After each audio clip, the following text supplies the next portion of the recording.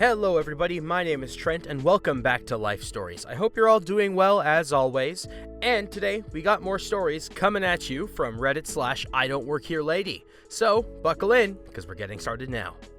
Our first story is titled, I Snapped on a Karen. I recently found a new job that I really enjoy. I worked both my old job at the restaurant and my new one for a while, till I was able to fully start the new job. It's been a couple weeks since I quit the restaurant, and I went in to pick up my last check. They're going to-go orders only, like a lot of places are right now. I went up to the cashier station, and my friend was the only person working, and one cook. So, I just started talking to her about what's been going on, and my new job and stuff, while she's getting my check from under the counter. The kitchen yelled, "Order up!" That echoed through the whole empty restaurant, so she went to grab the order, and I stayed at the front, waiting for her to come back. I was standing next to the cashier stand, not behind it. A car pulled up and parked in front of the restaurant in a big handicap spot, and I noticed they didn't have any stickers to park there. I recognized the lady from when I used to work here. She's a total Karen that every single person working here hated. She always had many complaints and almost never tipped. She would come in with a group of 2 to 3 more Karens and run the waitresses around for 2 hours and then not tip. She even made a new girl cry one day. So I started to walk to the back to get my friend, and so Karen wouldn't say anything to me, but she obviously recognized me from when I worked there. Some of this is paraphrased because I was so angry I don't exactly remember word for word. Karen, screaming, red in the face, "I want a refund! I'm so fed up with all of you not knowing how to do your job!" "Let me get you someone to help," I said. "No, you will give me the money back right this second. I'm never coming back here again. That girl said she checked the order, but it's wrong. I was here a few minutes ago and ordered grilled catfish, and there's no tartar sauce in it. How am I supposed to eat fish with no tartar sauce? And I never got the Dr. Pepper I paid for." She looked like she's about to explode with anger, and I was starting to feel angry too. "And I drove here twice already. I want my money for the gas I wasted." "Okay, just let me get someone to help you."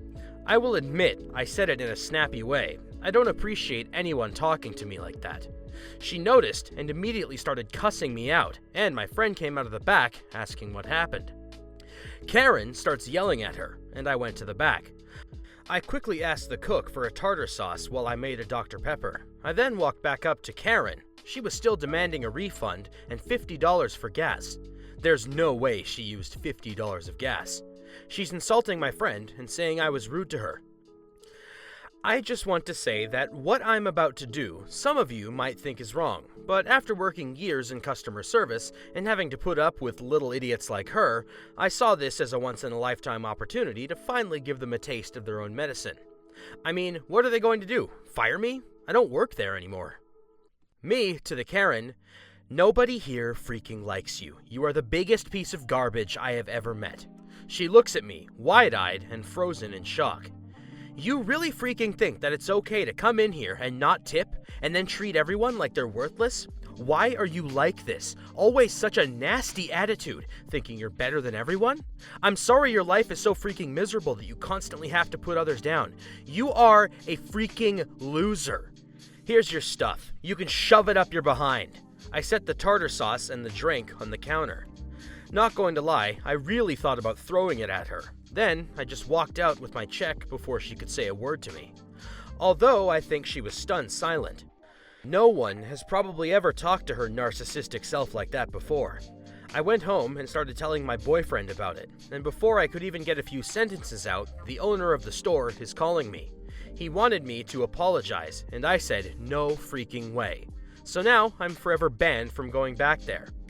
My friend said that Karen threw the biggest fit after I left, screaming for the manager and the owner, and she almost called the police. Really happy I didn't throw that drink at her now. I did feel bad for leaving her with that mess, but she did say she was thoroughly entertained by the situation, and she wishes she could have cussed her out too. I really wish I said more to Karen, because on my way home, I thought all kinds of stuff I could have said.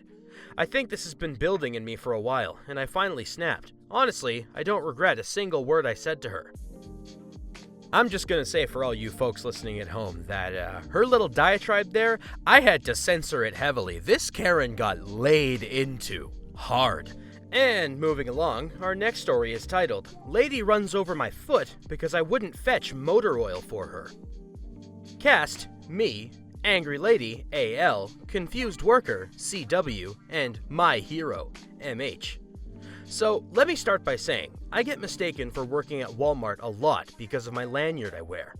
I keep my keys on a lanyard, and I usually wear it around my neck because it's easier to grab it and go when I need to get my car going again. And I guess because it's blue, a lot of people think it's for an employee tag. Usually, it's someone older, just asking where something is, or if I can get something down from the shelf for them. And usually, I'll point them in the right direction. That, or someone realizes the mistake and apologizes. It's fun to hear from a manager at Walmart that I'm a very helpful young lady because I helped get a set of dishes off the third shelf for the lady with back pains. This woman, however, was much different. I had just gotten off work, so I was wearing a black shirt with my company logo on it, and a pair of black jeans and black shoes. I had my purse sitting on my lap and my lanyard around my neck. I was waiting to pick up a pile of Christmas gifts, and was exhausted from work. So I was pretty much dozing in this chair they had in their pickup area. This is usually where I get spotted. That was when I heard it. "Wake up, lazy girl!" This sharp, angry voice. And I opened my eyes to see a woman who, if I hadn't heard her speak, would have thought she was a sweet old grandma. She had on this white and green striped shirt, a pair of jeans, and lots of necklaces, with her gray hair pulled back in a ponytail with cute little bangs. And she had 3 of those cheap little necklaces that you could find at kids' birthday parties around her neck. "What?" I say. I was about half awake. "You need to help me now. Get off your lazy butt and help me." "What are you talking about?" She paid my question no mind. "Go and get me motor oil." "What? No, go get it yourself." AL, now furious. "My son said that our car needs oil, and I'm not going all the way across the store for it. Do your job and go get it." The auto center was pretty far away, but the motor carts, from what I've seen, are pretty fast, and it's not like she had to walk. I say to her, 1, I don't work here. Don't have to listen to you. 2, the employees here aren't dogs. They won't go fetch for you. AL, now shouting, "You don't get to talk to me like that. Go and get my oil. Then I want to speak to your manager." "I don't work here," I said.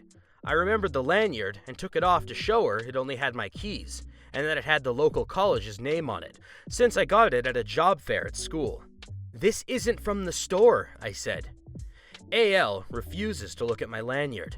"No, that is BS. Do as you're told, or I will drag you to your manager myself." She grabbed my arm and tried to roll along with me, but I didn't want to deal with this, so I ran. I pulled my arm away, and with what little energy I had from my mini nap, took off running. She tried to follow me, but I was able to weave my way through a few clothes racks and hid from her as she shouted at me. I roamed the store a bit, looking for junk I probably didn't need, but could use, mostly avoiding her. Even made my way to the auto center and picked up a tire pressure gauge, since mine had broken. I found myself in the crafts aisle, and at this point stuck my earbuds in, because there was a screaming kid in the area. I'm the oldest of 6, and I work in a restaurant as well as babysat. You can only take so much angry child. This also meant that I couldn't hear anything. So, I'm staring at some paints when I see her out of the corner of my eye. At least her cart. She's really close to me, and before I can step away, she ran over my freaking foot. I don't know if any of you have ever had your foot run over by a motor cart, but it freaking hurts. It's not a very heavy pile of machinery, apparently, only about 25 pounds according to Google, but it hurts when that weight is on your bony as heck foot, especially with the 120 pounds this woman was adding to it, and the fact that I wasn't ready for it. So, I screamed. I was in shock, and it felt like she had shattered my foot, especially when her back wheels went over it again. And I screamed again. I had to sit down on one of the shelves and rip my shoe off, trying to alleviate some of the pain, while the AL was yelling at me. "That'll teach you to disrespect a customer, you little idiot! Now go get my motor oil!" "For the last freaking time," I say. "I don't work here, and you'll be lucky if I don't press charges on you." Finally, an actual employee, CW, came jogging around the corner, wearing a vest that had the logo on the corner and his name tag clipped on his chest.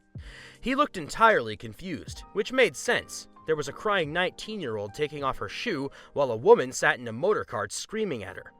"Are you okay, ma'am?" He came over to me first, seeing as I pulled off my sock. My foot was swelling and there was a little blood because my toenail had dug into my foot and cut it. "I need your manager. She should be fired," AL said. CW looked to me, confused. Me now trying to catch my breath. When I start crying, I have the worst time stopping. She ran? AL starts shouting again. "She wouldn't get my motor oil. Get me your manager." The worker looked like he didn't know what to do. He had one person sobbing and sounding like she was choking. I do a weird gasping thing when I'm trying to catch my breath. It's hard to explain. While another was screaming at him. That was when she came, my hero, the mother of the screaming child from before, who had apparently been screaming because he fell down. Don't believe that for a second, mostly since I heard "I want it," but I digress. She looked angry for me. "What the hell's the matter with you?" She was pointing at AL. "Why the hell would you run over some random girl's foot?" "She's an employee. She needs to learn not to ignore customers." "She doesn't even have a name tag, you idiot. She's wearing a uniform for another company. What the hell made you think she worked here?" "She is wearing a name tag. Look!" She reached over and yanked my lanyard off my neck, holding it out to MH like she won or something. "See?" MH, snatching the lanyard and showing it to her. "Does that say Walmart to you?" AL finally got a good look and realized there were only keys, and the letters on the lanyard had the initials of the college on it, and she turned white. MH turned to CW. "Get your manager and a first aid kit, now." She sounded furious. CW ran off, looking a little relieved to finally have a direction to run into, and MH began to do the mom thing, where she examined my foot and talked to me in a nicer voice. AL tried to scoot her way out the store, but was blocked by the greeter. She was trying to take a motor cart, which was a big no-no. The manager came and asked if I wanted police to get involved, or if I wanted an ambulance. I said no, I just wanted to get my things, an ice pack, and go. They let me sit in that comfy chair in the pickup waiting area and gave me a 50% discount on picking up my stuff, letting me take that stuff I'd picked up when I was walking around for free. I waited until the swelling in my foot had gone down and watched the storm as AL tried to convince the manager that I was his insubordinate employee and that I needed to be fired. He instead banned her from the store and told her if she came near his employees, she'd get the police called on her. MH got her husband to take their kid home and came back for her and sat with me to make sure I was okay and could go home. It wasn't my driving foot, so I could drive okay, and I was able to limp my way to my car. My foot was a fun shade of black-purple and a little blue for a little while, but my mom and stepdad, both in the medical field, don't think it's broken. It's been sore, but I probably won't end up taking it to a doctor. Best Christmas gift I ever got, though, was watching the angry lady get her motor cart turned off and watch her go off, jumping around and stomping. Hey, you know what? This episode, while it's a bit more aggressive than most, kinda nice to get some catharsis seeing some Karens get their comeuppance. Not so bad. And with that out of the way, that's all the time we have for today's episode, ladies and gentlemen. I want to thank you so much for tuning in to Life Stories once again, and I hope you're all doing well. Don't forget to like, comment, and subscribe for more Reddit content coming your way, and I hope to see you guys soon.